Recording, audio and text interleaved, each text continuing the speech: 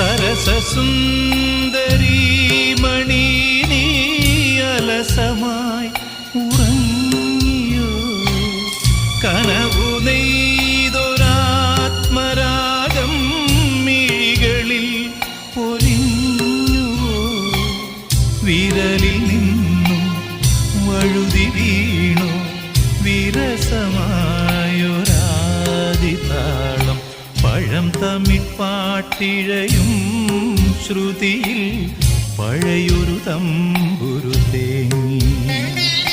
മണിച്ചിത്രത്താഴിനുള്ളിൽ